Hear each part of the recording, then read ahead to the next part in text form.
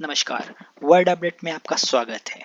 आज डिस्कस करते हैं भारत और श्रीलंका के बीच बनने जा रहे नए समुद्री रास्ते के बारे में। हाल ही में श्रीलंका के राष्ट्रपति रानिल विक्रमसिंघे भारत दौरे पर आए थे। इस दौरान भारत और श्रीलंका के बीच कई क्षेत्रों में करार हुए हैं, जिसमें व्यापार, पर्यटन और इंफ्रा क्षेत्र में और साझेदारी बढ़ाने पर दोनों देशों में सहमति बनी है। हमें याद है जब श्रीलंका में कोरोना हालात के बाद जो आर्थिक संकट उभर आया था, उस वक्त भारत ने जो श्रीलंका की बढ़ चढ़कर मदद की है, उसके बाद भारत और श्रीलंका के रिश्तों में काफी सुधार आया है। और इस विजिट की सबसे महत्वपूर्ण बात यह रही है कि भारत और श्रीलंका के बीच समुद्री पुल बनाने में दोनों देशों में सहमति बनी है। इसी के साथ भारत एक पेट्रोलियम पाइपलाइन भी बनाएगा जो भारत और श्रीलंका को कनेक्ट करेगी। देखिए, इससे पहले भी ये ब्रिज बनाने के बारे में कहा गया था। हमारे जो रोड मंत्री है नितिन गडकरी जी, इन्होंने 2014 में ही ये प्रस्ताव दिया था, लेकिन उस वक्त जो सरकार श्रीलंका में थी वो काफी प्रो चाइना थी और चाइनीज इन्फ्लुएंस में आके वहाँ के जो सरकार थी, उन्होंने ये ब्रिज बनाने के लिए मना कर दिया था और उन्होंने कहा था कि हमें ऐसे कोई ब्रिज की जरूरत नहीं है। देखिए, इससे पहले भी ये ब्रिज बनाने के बारे में कहा गया था। हमारे जो रोड मंत्री है नितिन गडकरी जी, इन्होंने 2014 में ही ये प्रस्ताव दिया था, लेकिन उस वक्त जो सरकार श्रीलंका में थी वो काफी प्रो चाइना थी और चाइनीज इन्फ्लुएंस में आके वहाँ के जो सरकार थी, उन्होंने ये ब्रिज बनाने के लिए मना कर दिया था और उन्होंने कहा था कि हमें ऐसे कोई ब्रिज की जरूरत नहीं है। ये रहा श्रीलंका और ये रही भारत की भूमि। यदि आज आपको भारत से श्रीलंका जाना है तो आप बाय एयर जा सकते हैं या फिर आप यहाँ से फेरी पकड़ के रामेश्वरम, ये जो एरिया है, यहाँ से आप फेरी पकड़ के श्रीलंका जा सकते हो। लेकिन अगर यदि ये समुद्री बीच बन जाता है तो मोस्टली ये बनेगा इसी रीजन में, क्योंकि ये जो डिस्टेंस है ना, ये महज 40 किलोमीटर का डिस्टेंस है और यहाँ पे आप देख सकते हैं कि कुछ थोड़े से टापू भी है, तो यहाँ ब्रिज बनाना जो है ना बहुत आसान हो जाएगा।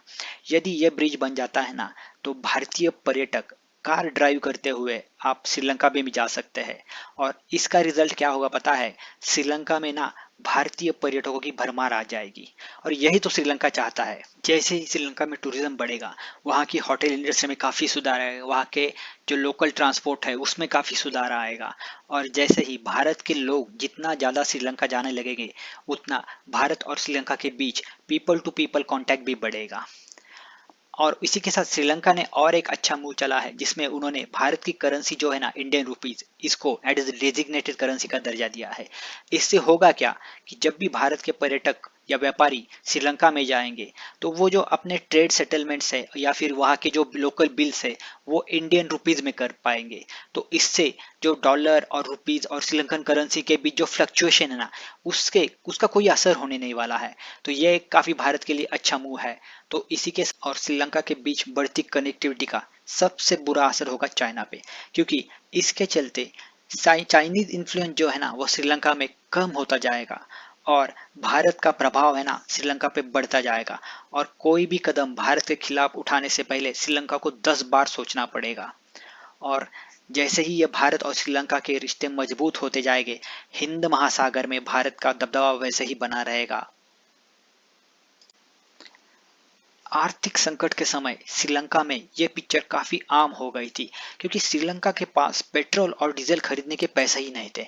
तो बहुत सा शॉर्टेज हो चुका था ईंधन का वहां पे। उस समय श्रीलंका के पेट्रोल पंप के सामने ऐसी कतारें आम हो गई थी, लेकिन उस समय भी भारत ने श्रीलंका की बढ़ चढ़कर मदद की थी।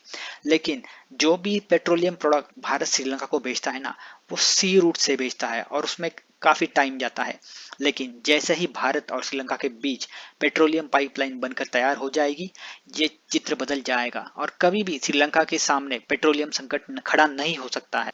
भारत और श्रीलंका के बीच बढ़ती कनेक्टिविटी का सबसे बुरा असर होगा चाइना पे, क्योंकि इसके चलते चाइनीज इन्फ्लुएंस जो है ना वो श्रीलंका में कम होता जाएगा और भारत का प्रभाव है ना श्रीलंका पे बढ़ता जाएगा और कोई भी कदम भारत के खिलाफ उठाने से पहले श्रीलंका को 10 बार सोचना पड़ेगा। और जैसे ही ये भारत और श्रीलंका के रिश्ते मजबूत होते जाएंगे, हिंद महासागर में भारत का दबदबा वैसे ही बना रहेगा।